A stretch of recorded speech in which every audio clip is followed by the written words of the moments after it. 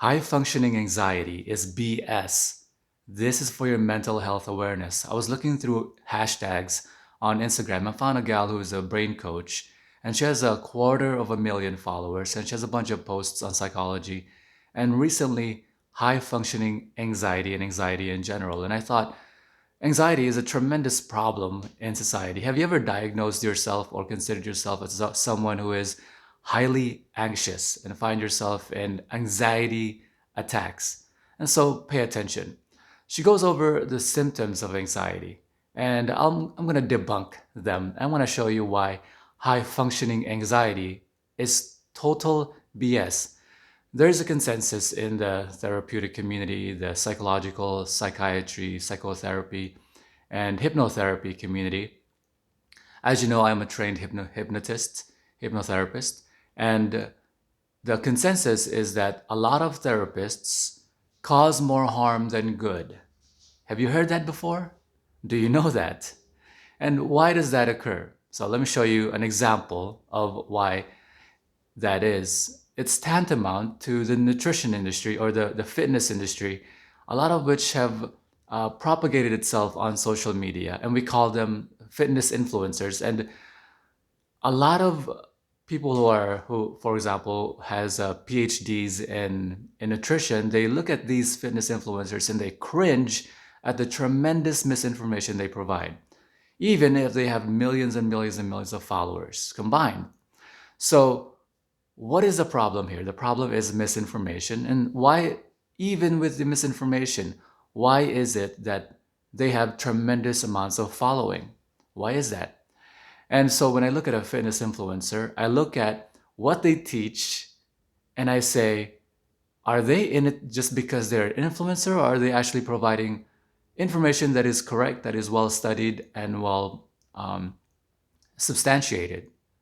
And so to me, a fitness influencer, fitness influencing or influencing in general in any aspect of life is a powerful thing, except that fitness influencers have this tremendous stigma that a lot of the thing they provide are bullshit, and they're in it for the money, or they're in it for the sponsorships.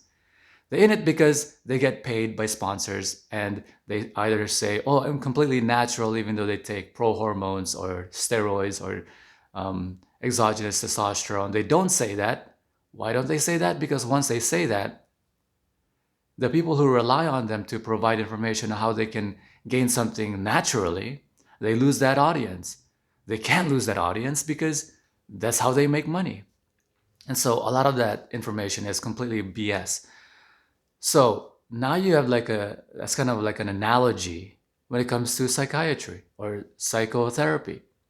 A lot of it is bullshit. A student came up to me and she said she had a doctorate in a PhD in psychotherapy, and she said if it's 12% feasible, it's considered psychotherapy.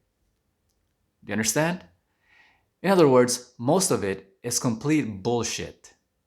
So let me just point out to you what was bullshit about high functioning anxiety. Let's define the terms. Anxiety, let me read it from Google itself. A feeling of worry, and I want you to really pay attention to the definition of this, because we're going to revisit it, we're going to change it, and we're going to make it so that you can function without anxiety. You can just be completely sublimely happy and satisfied and fulfilled and functioning completely normally without the bogosity of the bullshit that other psycho therapists provide.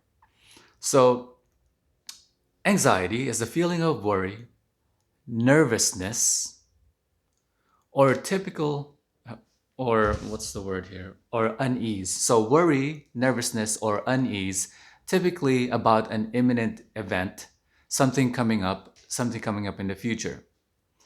Have you heard me say before? I'm gonna go over the way the brain, the way you associate things with your brain. So, like I mentioned in the beginning, I am a trained hypnotist, and hypnotists know one thing, and which is the most powerful thing you will ever know in terms of communication. I also run the online school Great Relationships University, which has 4 different aspects to it, much of which has to do with your psychology. There's 4 aspects: psychology, there is social dynamics, there's communication skills, and there's relationship management skills. So I consider myself an expert on this because of these many things, and aside from other things.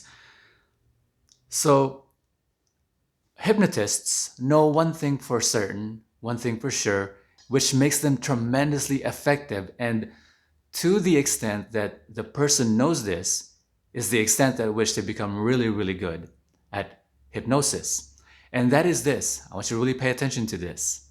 You will always remember this for the rest of your life. And that is that the brain is a learning mechanism. The brain is a really fast learning mechanism. You learn things instantly. They say that a lot of psychotherapists, and it's been believed before, it's been debunked already, but it's been believed for a long time that change takes a long, long time, which is why people go to psychiatrists or psychotherapists for 7 years or so.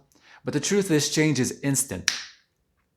You instantly change. It's only a matter of, it's not going to show up now. It can't possibly show up now.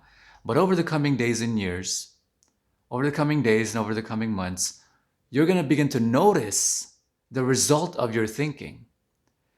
Remember that nothing exists outside of your brain. That's what I'm saying with that. I don't say that objective reality doesn't exist. I'm saying that without your brain, nothing is a reality. Without your brain, there is no reality. And with your brain, everything is a reality, and everything subjectively real depending on how your brain perceives it. So your brain is trained, essentially. Because it's a learning mechanism, it's a trained mechanism. And you can train it to do anything. Here's the problem with, and I'll tie it back to anxiety. Here's the problem with most of your problems when it comes to life and relationships and with anything in life. The only problem is that you've trained it without recognizing you're training it. In other words, other people are training it for you. Bad behaviors and bad practices are training it for you because you haven't considered that you could actually train it on purpose. Once you begin to recognize that you could train it on purpose, you can function quite effectively. And when you conjoin effectiveness and efficiency, you come to elegance. That is what elegance is. So I got 3 minutes here. So she proposes these symptoms, and the consensus is pretty much this. Symptom number 1, procrastinating when stressed and overworking to meet deadlines. You're procrastinating when you're stressed. You're stressed out and then you just don't do the thing. Number 2, appearing calm outside, but overthinking inside. You appear calm, but you're actually inside, you're overthinking. Number 3, you have racing thoughts, especially at night. Therefore, you have high functioning anxiety. Okay. Number 4, exhausted, depleted energy. Number 5, unable to enjoy the present moment. Number 6, no sense of time. You either overschedule or you underschedule. You have no time management. And so, you've heard me say before that, remember the definition of anxiety, the feeling of worry, nervousness, or unease, typically about an imminent event, about an event coming up. Have you heard me say before that worry is the biggest waste of your imagination? Worry, like fear, is you're imagining the pain of feeling something in the future and experiencing it right now, even when you're not actually going to experience that thing in the future. So let me just debunk this for you. Procrastinating when stressed is just a matter of time management. Appearing calm outside and overthinking inside is just a mistraining and misprocessing of the way you think. If you think differently, if you think appropriately, you know what to do. When you know what to do, you don't overthink things. You just know how it's going to turn out. So it's just a matter of practice. Racing thoughts, especially at night, you just need to learn how to sleep correctly. Exhausted, depleted energy is called energy management. Unable to enjoy the present moment is called managing your mind and managing your thoughts.